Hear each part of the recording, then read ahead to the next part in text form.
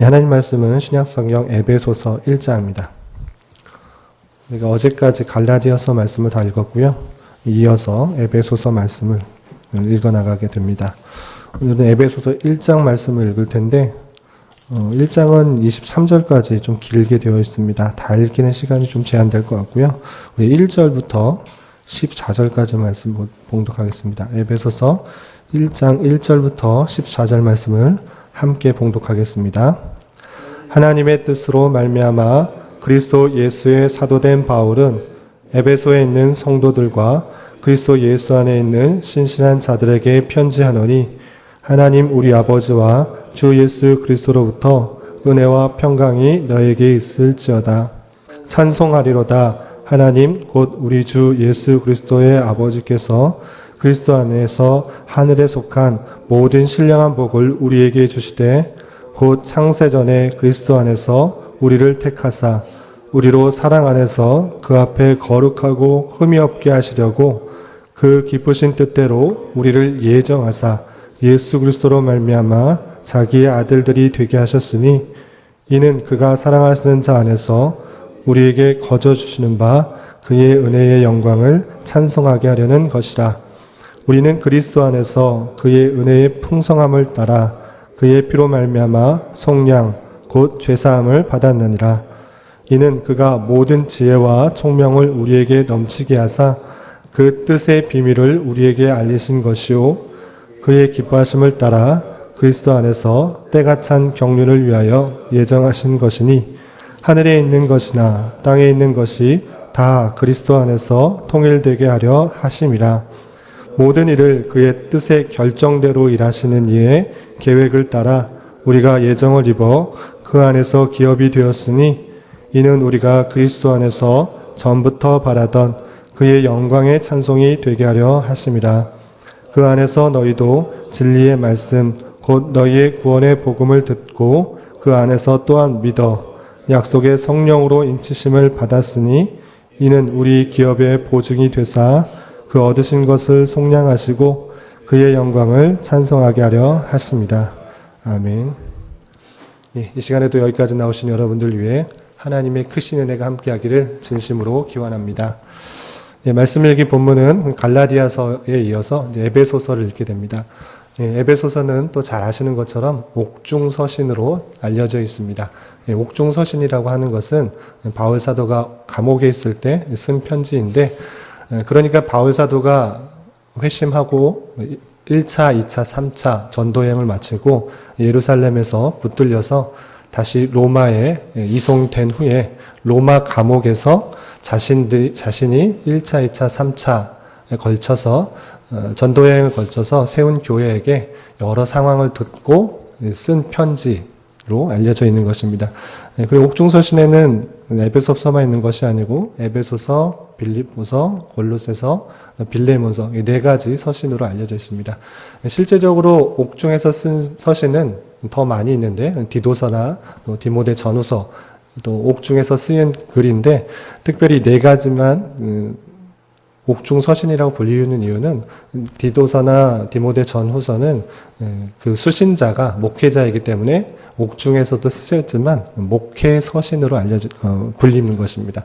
그래서 오늘 에베소서를 우리 읽을 때 상황이 어떠한 상황인지를 먼저 염두에 두고 읽어 나가면 좋겠다 생각이 듭니다. 에베소에 있는 성도에게 쓴 바울이 감옥에 있을 때 에베소 성도들에게 쓴 편지 글이다 생각하면 될 것이고요. 에베소서는 총 6장으로 구성되어 있습니다. 6장으로 되어 있는데 1장부터 3장까지는 우리가 어떻게 구원을 받은 것인가를 설명해 주고 있고요.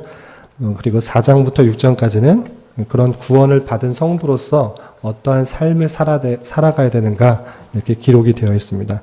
그래서 전반부에는 좀 교리적인 내용을 직접적인 화법으로 설명하고 있다고 하면 4장부터 6장까지는 삶이 어떠해야 되는지 또 명령어법의 화법으로 이렇게 표현하고 있다 생각하시면 되겠습니다.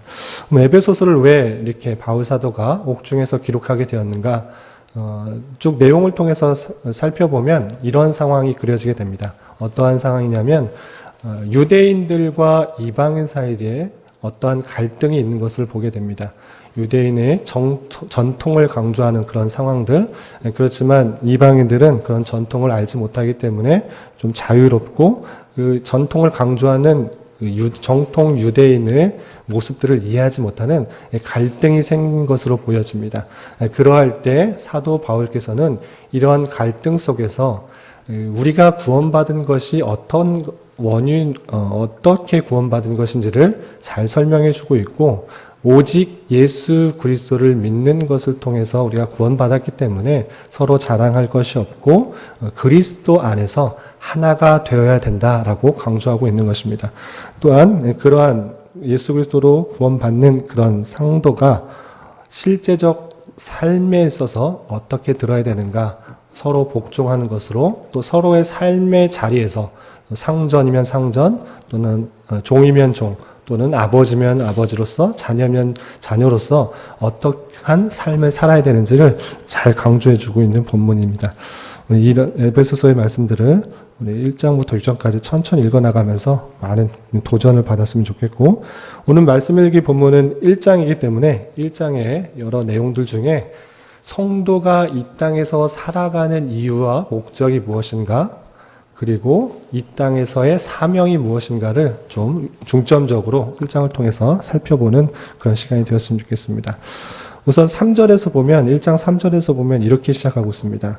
찬송하리로다 이렇게 되어 있는데, 아까도 말씀드린 것처럼 이 기록한 사람이 사도 바울이고 처한 환경이 옥중이다, 감옥이다 라고 했을 때 찬송하자라는 그런 표현이 낯설게 느껴질 수 있습니다. 어떻게 감옥에 있는 사람이 또 감옥의 밖에 있는 사람에게 찬송하자 이렇게 권면할 수 있는가?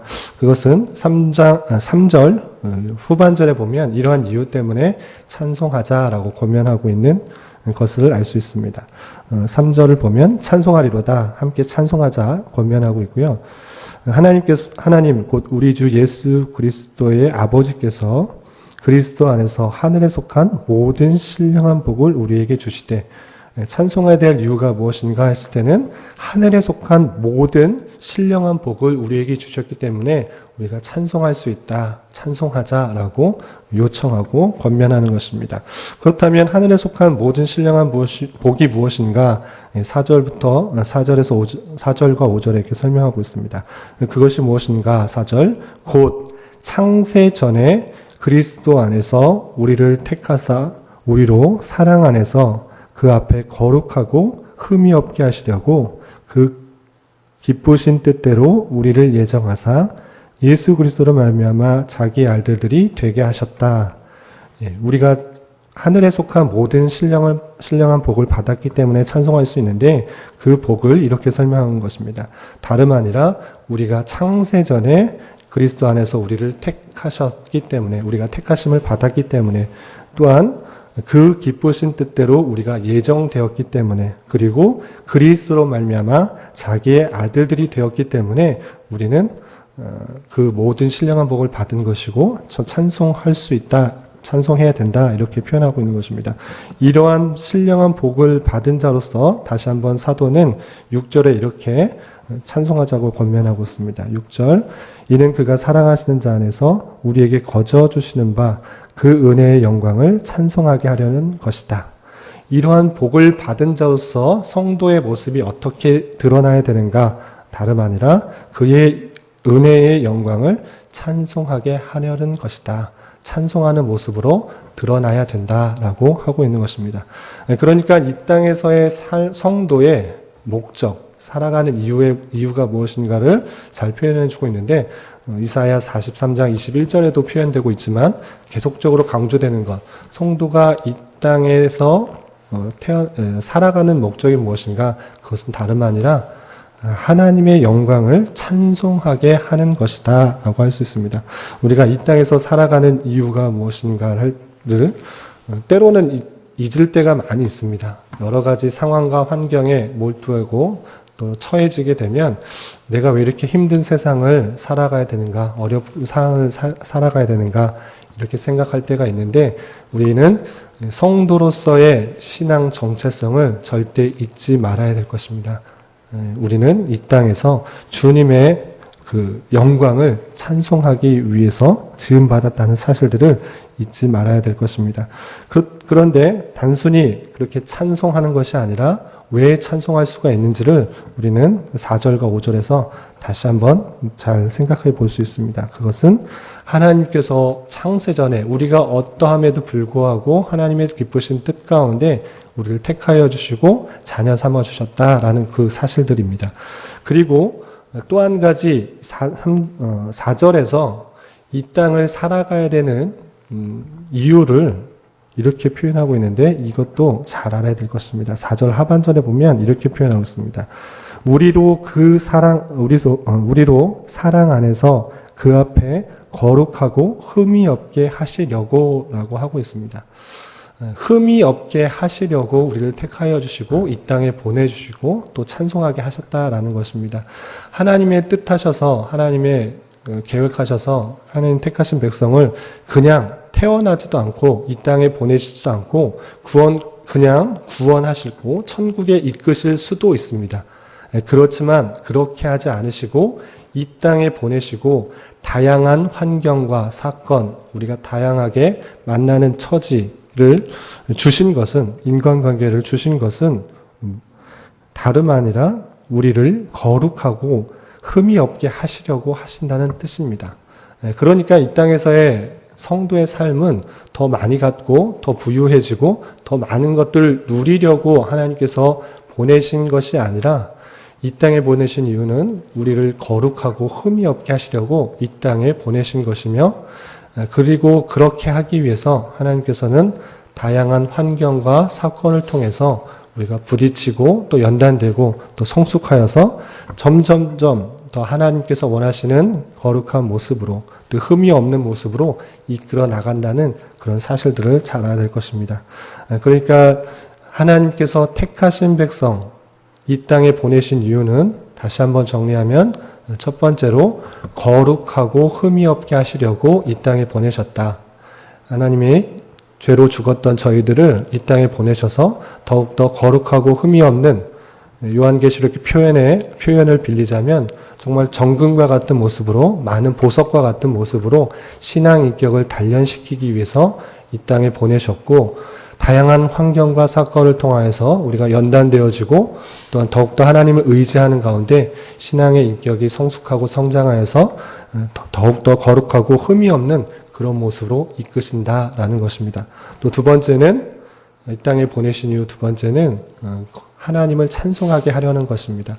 우리가 태어나지도 않고 또 제대로 하나님을 알지도 못한 채 그냥 이 땅에 태어나지도 않고 바로 구원을 받는다, 또는 천국에 이끈다, 하나님께로 간다라고 했을 때는 하나님의 그 영광이 얼마나 크고 놀라운 것인지를 알지 못합니다.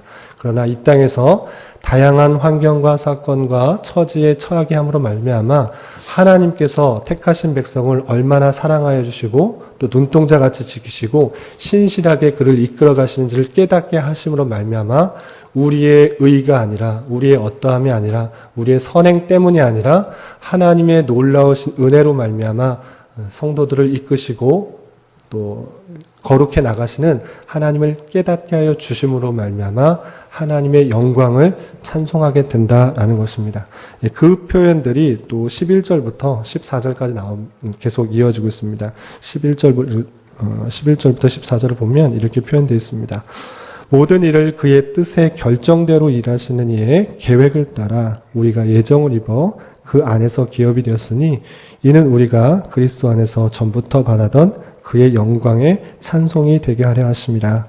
그 안에서 너희도 진리의 말씀 곧 너희의 구원의 복음을 듣고 그 안에서 또한 믿어 약속의 성령으로 인치심을 받았으니 이는 우리 기업의 보증이 되사 그 얻으신 것을 속량하시고 그의 영광을 찬송하게 하려 하십니다.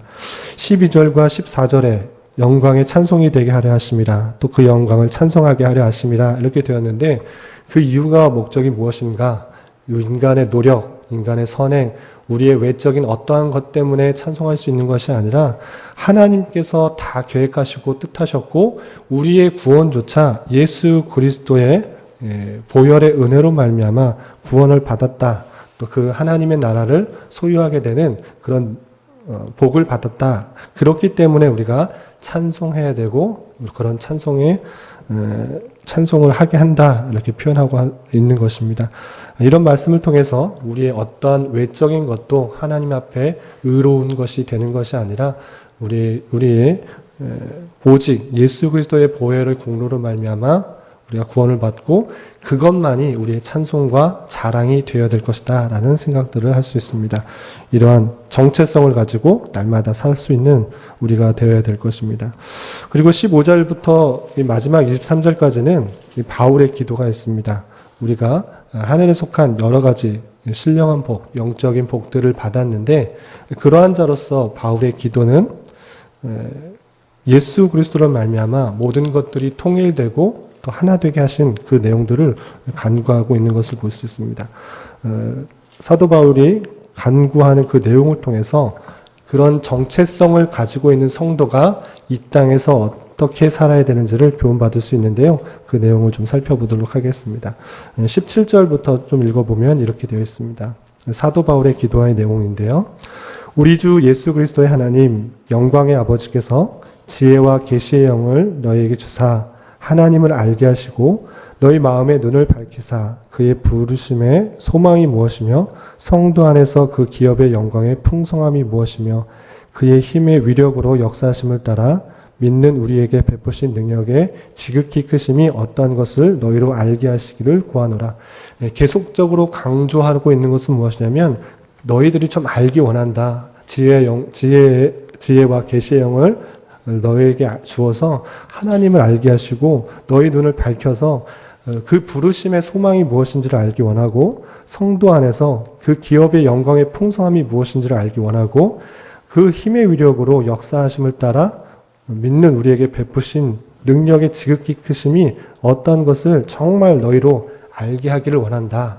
정말 깨닫기 원한다. 그것이 무엇인지를 또 20절부터 23절까지 이렇게 표현하고 있습니다. 그렇게 간절히 알기 원하는 것들은 이것인데 이 20절 그의 능력이 그리스도 안에서 역사하사 죽은 자들 가운데서 다시 살리시고 하늘에서 자기의 오른편에 앉으사 모든 통치와 권세와 능력과 주권과 이 세상뿐 아니라 오는 세상에 일컫는 모든 이름 위에 뛰어나게 하시고 또 만물을 그의 발 아래 복종하게 하시고 그를 만물 위에 교회의 머리로 삼으셨느니라.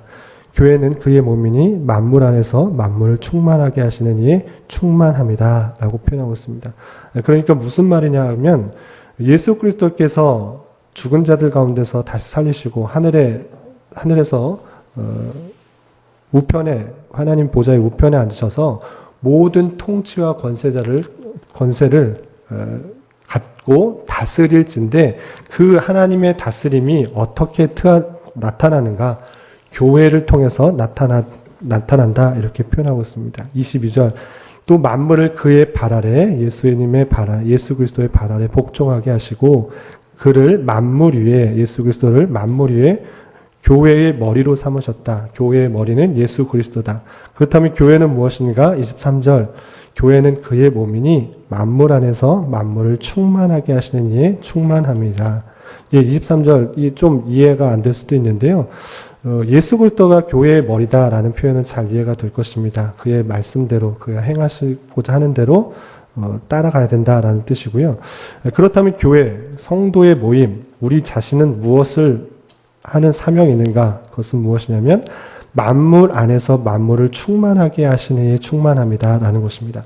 만물 안에서 만물을 충만하게 하는 충만합니다라는 표현은 만물 안에서 하나님의 권세, 하나님의 능력, 하나님의 역사가 충만하게 드러나게 되는 일들이 있을진데 그것을 감당하는 것이 교회다라고 하는 것입니다. 교회가 그의 몸일 때 만물을 다스리는 것이 어떻게 드러나는가? 교회를 통해서 드러나게 된다라는 것입니다. 하나님께서 물론 능력이 많으셔서 모든 것들을 하나님의 주권과 통치 가운데 다 역사하실 수 있습니다. 그렇지만 하나님께서 일반적으로 하나님의 뜻을 거룩하고 선하신 뜻을 이루는 그 방법은 무엇인가? 교회를 통해서 역사하신다는 것입니다. 교회는 그의 몸이기 때문에 그가 하시고자 하는 것들을 몸을 통해서 할진데 만물을 충만하게 하나님의 뜻이 가득 퍼지도록 하게 하시는 데 있어서 교회를 사용하신다. 그 교회가 그러한 충만함을 이루는 수단이다라고 표현하고 있는 것입니다.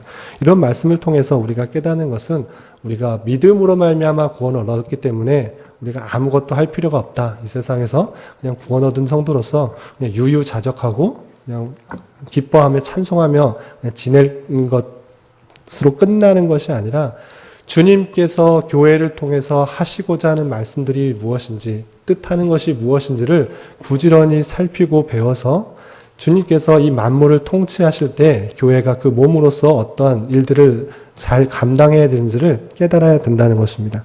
그렇기 때문에 우리는 구원받은 자로서, 오직 믿음으로 구원받은 자로서 주님께서 원하시고자 하는 것들을 잘 깨달아 알아서 우리를 통하여서 하나님의 사역들이, 하나님께서 원하시는 것들이 잘 이루어질 수 있도록 악한 도구가 아니라 선한 도구로 잘 쓰여질 수 있도록 우리가 처해진 곳곳에서 하나님 말씀대로 온전히 순종하여서 하나님의 역사와 통치가 잘 드러나게 하는 방법으로 우리가 살아야 될 것을 교훈하고 있는 것입니다. 교회는 그의 몸이다. 또한 만물 안에서 만물을 충만하게 하시는 이에 충만합니다. 라고 말씀하신 것처럼 우리의 모습을 통하여서, 우리의 부족하고 연약한 모습을 통하여서 하나님께서 그의 뜻을 이루고자 하시는 선한 뜻을 알아서 부지런히 하나님의 뜻을 살피고 또 깨달아서 우리가 처한 곳곳에서 하나님의 충만함을 잘 드러낼 수 있어야 될 것입니다. 이러한 은혜가 저와 여러분들 가운데 함께하기를 진심으로 기원합니다. 기도하겠습니다. 하나님 아버지, 오늘 말씀을 통해서 우리가 어떠한 존재인지 다시 한번 깨달았습니다.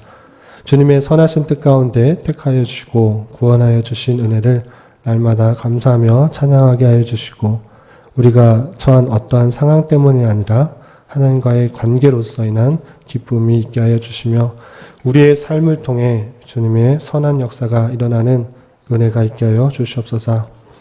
그러나 부족하고 연약합니다. 주님께서 힘주시고 능력을 더하여 주셔서 우리에게 주어진 여러 가지 어려운 것들을 잘 감당하는 은혜가 날마다 더욱 풍성하게 하여 주시옵소서. 주님 나라와 민족을 위해 기도합니다. 남과 북이 나뉘어진 가운데 계속되는 북한의 핵 도발과 자국의 이익만을 추구하는 여러 열강들 속에서 주님 이 나라를 긍휼히 여겨주시고 역사해 주셔서 더욱더 주님의 백성들이 깨워 주님의 뜻을 간구하며 기도하는 시간 되게 하여 주시며 이 어려운 시기를 주님의 뜻 가운데 잘 극복하게 하여 주시옵소서.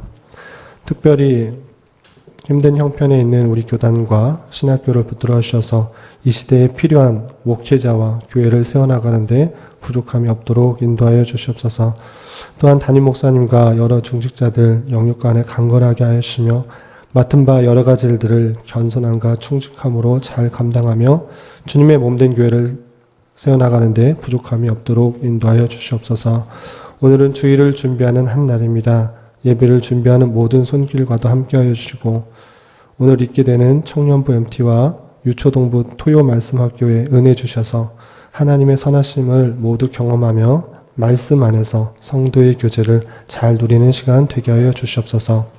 주님, 하루하루 육체적 고통 때문에 힘들어하는 여러 병약자들이 있습니다. 주님께서 친히 함께하여 주셔서 위로하여 주시고 그의 눈물 닦아주시며 주님의 선한 인도하심을 경험하며 평강 가운데 감사의 고백이 늘 넘쳐나게 하여 주시옵소서.